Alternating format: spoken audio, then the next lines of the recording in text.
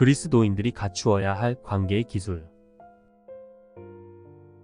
그리스도인으로 세상을 살아간다는 것은 하나님의 살아계심과 사랑을 보여주는 삶이라고 할 수 있습니다. 그리스도인들이 갖추어야 할 삶의 태도, 즉 관계의 7가지 기술을 함께 배우도록 하겠습니다. 이 시간은 마지막 7번째 시간으로 변명이라는 주제로 함께 말씀을 나누도록 하겠습니다. 변명의 역사를 아십니까? 인간의 타락 이후 인간에게는 2가지 나쁜 본성이 생겼습니다. 그것은 바로 고자질과 책임 전가, 즉 변명입니다. 남의 허물을 들추는 태도의 고자질, 그리고 자기의 허물은 가리려는 태도로서 변명이 성품의 일부로 자리 잡게 된 것입니다. 어린 아이들은 고자질이 뭔지 깨닫기도 전에 고자질을 실천합니다. 동생이나 형이 무엇인가 엄마에게 혼날 만한 일을 저지르면 그것을 얼른 엄마에게 일러야 직성이 풀립니다. 입이 간지러워 견디지 못하는 것이지요. 또한 재미있는 것은 잘못을 저지른 아이 역시 입을 다물고 가만히 있지 않는다는 것입니다. 잘못한 아이는 잘못한 아이대로 무엇인가 핑계거리를 만들고 이유를 댑니다. 자기 책임이 아니라고 어떻게든 상황을 합리화하는 것을 보게 됩니다. 누가 가르쳐 주지도 않았는데 말입니다. 그러나 인간의 이러한 본성은 태초의 사람 아담에게서 난 모든 인간에게 고스란히 주입된 것임을 성경은 말씀합니다. 구차한 변명과 책임 전가의 역사는 아담에게서부터 시작되었습니다. 아담과 하와가 선악과를 따먹고 타락하였을 때 하나님께서는 아담에게 물으셨습니다. 내가 내게 먹지 말라 명한 그 나무 열매를 네가 먹었느냐? 그런데 예 또는 아니요 로 대답하면 끝날 대답인데 아담은 굳이 긴 설명을 곁들입니다. 하나님이 주셔서 나와 함께 있게 하신 여자 그가 그 나무 열매를 내게 주므로 내가 먹었나이다. 하와는 물론 하나님에게까지 자신이 저지른 범죄의 책임을 전가하는 아담의 모습입니다. 하나님과 언약을 맺은 당사자가 본인 자신임에도 불구하고 아담은 비겁하게 변명만 늘어놓는 것입니다. 하나님께 대하여 온전한 마음을 품지 않는 사람에게서는 이러한 아담의 성품이 나오는 것입니다. 그러나 우리는 성경 속에서 아담과 전혀 다른 태도로 인생을 살아간 한 남자를 볼 수 있습니다. 바로 요셉입니다. 요셉은 종살이를 하다가 억울한 누명을 쓰고 옥에 갇혔습니다. 사실 요셉의 인생은 억울한 고난의 연속이었습니다. 형들의 질투로 노예로 팔리게 된 것부터 억울한 누명을 쓰고 감옥에 갇히게 된 것까지 요셉의 입장에서는 받아들이기 힘든 시련이었습니다.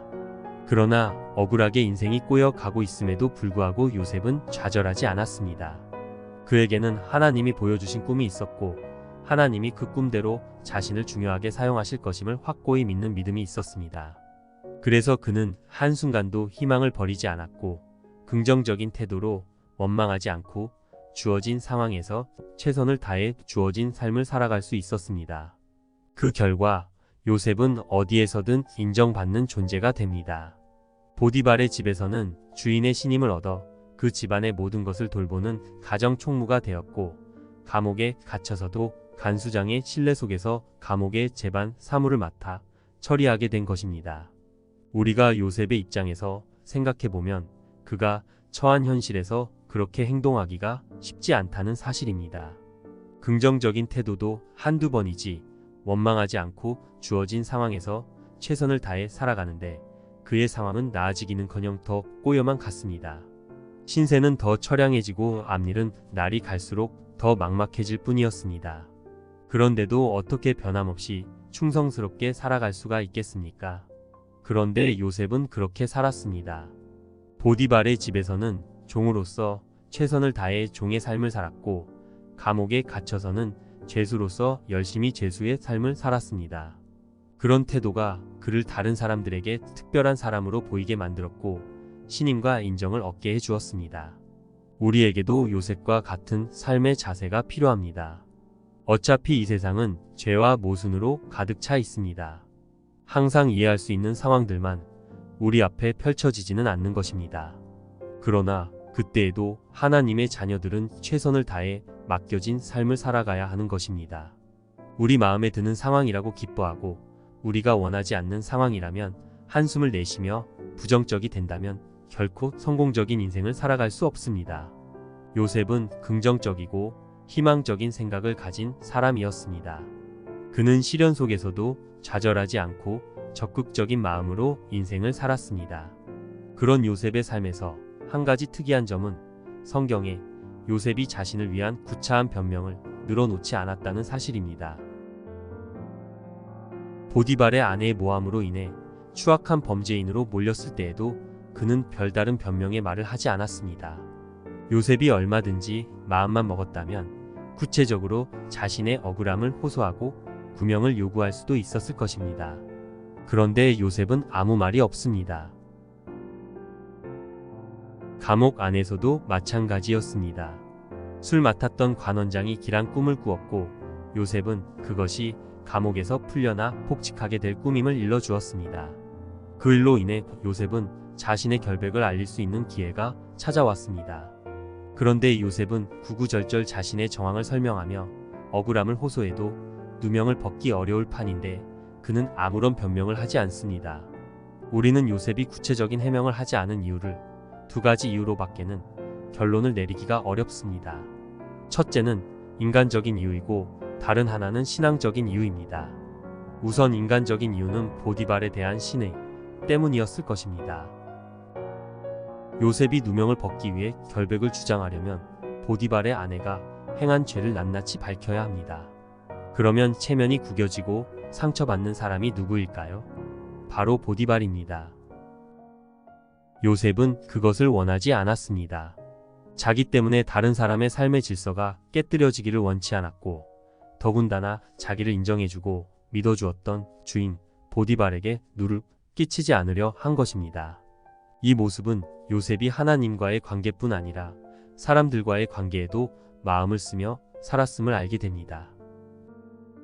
그는 보디발에게 피해를 입히느니 자신의 결백을 조금 천천히 입증하는 쪽으로 마음을 굳혔음을 우리는 충분히 짐작할 수 있습니다. 다음으로 신앙적인 이유를 본다면 요셉이 변명이나 해명을 포기한 이유는 바로 하나님이 일하고 계심을 믿었기 때문입니다. 그에게는 해와 달과 11별이 절을 하는 꿈이 있었습니다. 그는 어떤 위기와 난관이 오더라도 하나님이 그 모든 상황을 극복하고 그 꿈을 성취시켜 주실 것이라는 믿음이 있었습니다. 그래서 굳이 다른 사람에게 피해를 주면서까지 자기의 결백을 입증하려 애쓰지 않은 것입니다. 요셉은 끝까지 보디발의 입장을 배려했습니다. 여기서 우리는 한 나라를 경영할 만한 마음의 크기를 보게 됩니다. 모르긴 몰라도 보디발은 이 모든 정황을 알게 된 후 이전보다 더 큰 신뢰로 요셉을 믿어 주었을 것입니다. 혈혈단신의 요셉이 낯선 타국에서 국무총리의 막중한 책무를 훌륭하게 감당할 수 있었던 이면에는 성공적인 인간관계가 있었음이 분명합니다. 신의를 지키며 사람과의 관계를 소중히 여긴 그의 태도는 수많은 사람을 그의 곁으로 모았을 것이며 그들이 낯선 타국에서 요셉의 힘이 되어 주었을 것입니다. 당장 자신의 억울함을 푸는데 급급하여 자신이 속한 공동체에 상처를 내는 것은 어리석은 모습입니다. 나중에 내 편이 되어줄 소중한 친구를 적으로 만드는 것 역시 어리석은 자의 모습입니다.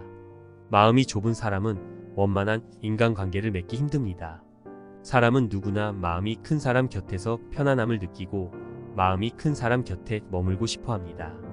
마음이 큰 사람 곁에서 사람들은 암탉의 날개 아래 숨은 병아리들처럼 안전함과 편안함을 느낍니다. 그래서 한 사람이 인생을 살아갈 때 마음과 정신의 크기가 작으면 옹졸한 기회주의자들만 주위에 꼬이고 마음과 정신의 크기가 크면 울곧고 너그러운 사람들이 주위에 모이게 되는 것입니다. 사람들은 보통 허물을 보면 그 허물을 덮기보다 명명백백 드러내어 고치려 하는 것이 옳다고 생각할 때가 많습니다. 그러나 성경은 허물을 덮어주라고 말씀합니다. 무엇보다도 뜨겁게 서로 사랑할지니 사랑은 허다한 죄를 덮느니라. 사도 바울도 같은 맥락의 권고를 합니다. 너희가 피차 고발함으로 너희 가운데 이미 뚜렷한 허물이 있나니 차라리 불의를 당하는 것이 낫지 아니하며 차라리 속는 것이 낫지 아니하냐. 바울은 성도들에게 세상 법정에서 성도들끼리 소송하지 말라고 당부합니다.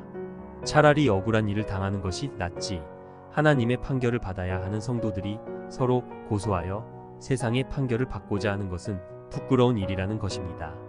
성경이 이렇게 말씀하고 있는 이유가 무엇일까요? 진상을 규명하는 것보다 더 중요한 것이 있기 때문입니다.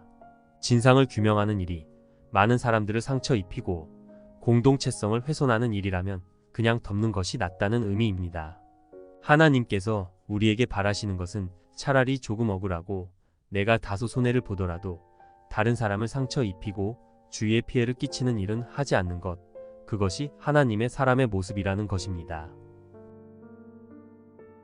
요셉에게도 복받치는 서러움과 뼈를 깎는 억울함이 있었습니다.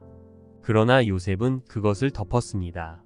자신이 그런 고난 속에 있게 된 이유를 다른 사람에게서 찾지 않고 하나님의 섭리 안에서 찾으려 애썼던 요셉은 그래서 우리에게 신앙의 모본이 되는 것입니다. 요셉이라고 형들이 원망스럽지 않았겠습니까?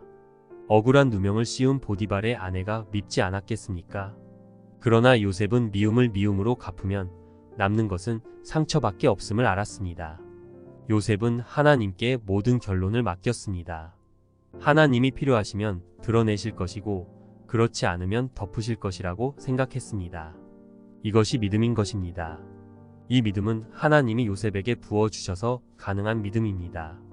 요셉의 관대함과 아량은 하나님이 요셉에게 은혜를 부어주셨기에 가능한 일이었습니다. 하나님이 결백을 아시기에 사람이 몰라주는 것을 참을 수 있었습니다. 하나님이 놀라운 위로를 베푸셨기에 사람에 대한 원망과 미움을 지울 수 있었습니다. 그래서 요셉은 후에 형들을 만났을 때 이렇게 고백합니다. 당신들은 나를 해하려 하였으나 하나님은 그것을 선으로 바꾸사 오늘과 같이 많은 백성의 생명을 구원하게 하시려 하셨나니 당신들은 두려워하지 마소서. 내가 당신들과 당신들의 자녀를 기르리이다. 하고 그들을 간곡한 말로 위로하였더라. 하나님의 은혜는 우리의 시야를 넓혀주고 우리의 마음을 키워줍니다. 눈앞에 아무 증거가 보이지 않지만 믿음으로 걸어가기 때문에 소망 가운데 살아갑니다. 구차한 변명 대신 십자가를 지는 마음으로 모든 책임을 스스로 떠안습니다. 하나님은 그런 사람을 내버려 두지 않으십니다. 반드시 세우시고 그의 옳음을 드러내시고 그를 하나님의 높은 곳에 세워주십니다. 저와 여러분이 그렇게 하나님과 사람 앞에 높이 세움받는 하나님의 자녀가 되시기를 소망합니다. 우리 주 예수님의 은혜와 평강이 늘 함께 하시기를 기도드립니다. 구독과 알림을 켜두셔서 저와 함께 계속해서 은혜의 말씀을 나누시면 좋겠습니다. 우리의 힘이 되신 주님을 찬양합니다.